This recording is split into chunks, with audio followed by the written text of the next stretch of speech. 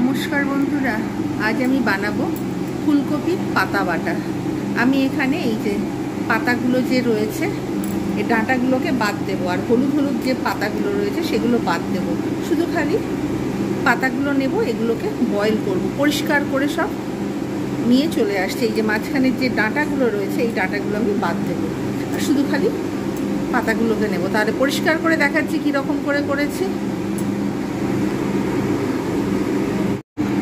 পাতাগুলোকে ঠিক এইভাবে ছোট্ট ছোট্ট করে কেটে নিয়েছি, একদম পুরো পরিষ্কার। যেগুলো ছোট কচি পাতা সেগুলো নিয়েছি, আর এই যে এগুলো সব ফেলে দিয়েছি। ডাঁটা, পাকা পাতা, শক্ত পাতা, এগুলো সব ফেলে দিয়েছি।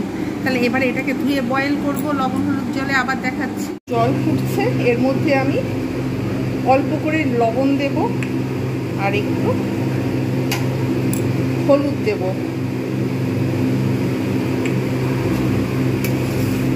এবার এর মধ্যেই আমি ধুয়ে রাখা সমস্ত কপি পাতাগুলো দিয়ে দেবো। 50% মতো আমি কিন্তু এটাকে বয়েল করে জল ফেলে দেবো ঠান্ডা, তারপরে জল দিয়ে ধুয়ে নেব যাতে কুকিং প্রসেসটা বন্ধ হয়ে যায়। তারপর আমি এটাকে কিভাবে তৈরি করব সেইটা দেখাচ্ছি। এটাকে আমি ঢাকনা দিয়ে 50% মতো বয়েল করে নেব। ফিরে আসছি তারপরে একটু বাদ।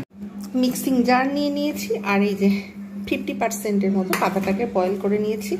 এটাকে আমি মিক্সিং জারের মধ্যে দিয়ে দেবো।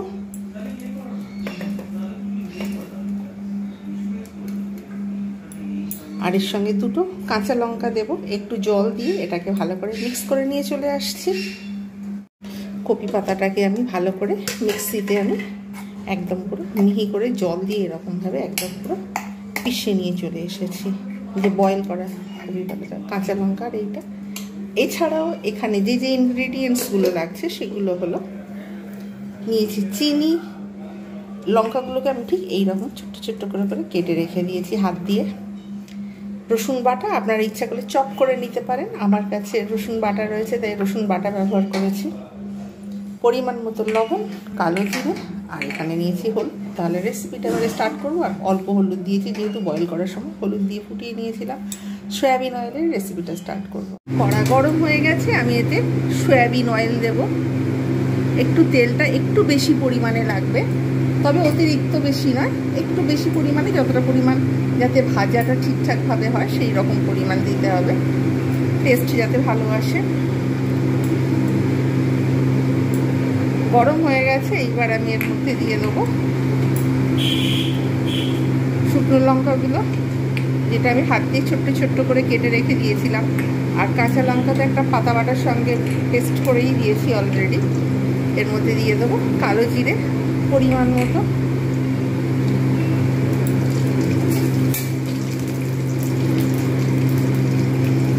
ভালো করে এটা ভেজে নেব।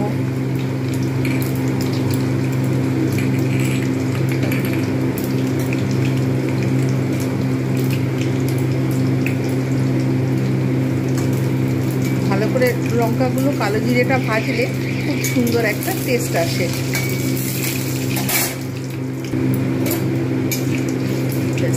পারফেক্ট হয়েছে, লঙ্কা আর কালো জিরে ভাজা, খুব সুন্দর একটা স্মেল আসবে।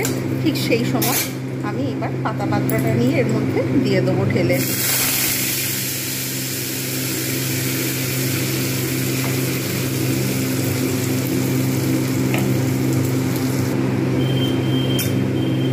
এইরকমভাবে আমি কিন্তু বেশ কিছুক্ষণ ধরে আমি এটাকে নাড়তে থাকবো, যতক্ষণ পর্যন্ত না জল শুকাবে ততক্ষণ পর্যন্ত কিন্তু আমাকে এইরকমভাবে নাড়তে হবে। তবে পিতলের কড়াতে অত বেশি বসে যায় না।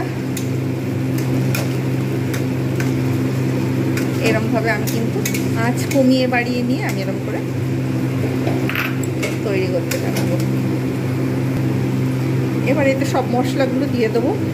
হলুদ গুঁড়ো, রসুন বাটা, আপনারা যদি চপ করে দেন তাহলে যখন লঙ্কাটা আর কালো জিরেটা ভাজবেন তার মধ্যেই দিয়ে দেবেন। যেহেতু আমি এখানে বাটা ব্যবহার করেছি তাই আমি পাতার সঙ্গে এটা দিয়েছি, মেল্ট হয়ে যাবে। আর পরিমাণ মতো লবণ। এবারে আমি নাড়তে থাকবো বেশ কিছুক্ষণ ধরে, যতক্ষণ পর্যন্ত না এটা শুকনো হয়। জল ক্রমশ শুকোতে শুরু করেছে। এইবার আমি এর মধ্যে একটু টেস্টের জন্য চিনি দিয়ে দিলাম।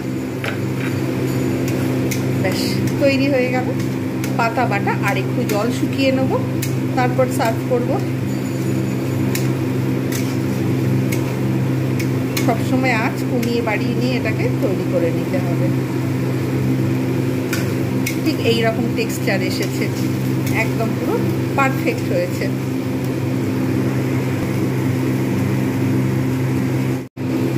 এই অবস্থায় নামিয়ে নেবে। ঠিক এই রকম শুকনো শুকনো হয়ে গেছে, এই রকম অবস্থায় নামিয়ে দেবেন। ব্যাস পারফেক্ট। সব কিছু চেক করে দেখে নিয়েছি, পারফেক্ট একদম পুরো ঝাল, মিষ্টি, লবণ সব কিছু ঠিক।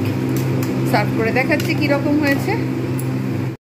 তৈরি হয়ে গেল ফুলকপির পাতা বাটা রেসিপি। এটা একটা খুব জনপ্রিয়, আর একবার যদি আপনি বানিয়ে খান তাহলে কিন্তু বারবার বানিয়ে খেতে ইচ্ছা হবে।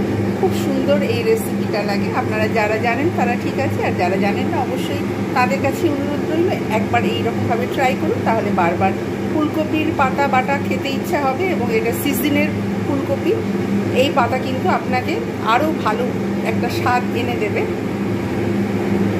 আর দেখতেই পাচ্ছেন কত সুন্দর হয়েছে, একটা স্মুথ টেক্সচার, ইজিলি হয়ে যাবে। আপনারা অবশ্যই এভাবে ট্রাই করুন। যারা যারা দেখছেন তাদের অসংখ্য ধন্যবাদ। প্রত্যেকে ভালো থাকবেন। এইরকম নিত্য নতুন ভিডিও পেতে লাইক করুন, কমেন্ট করুন, আমার চ্যানেলটাকে সাবস্ক্রাইব করুন।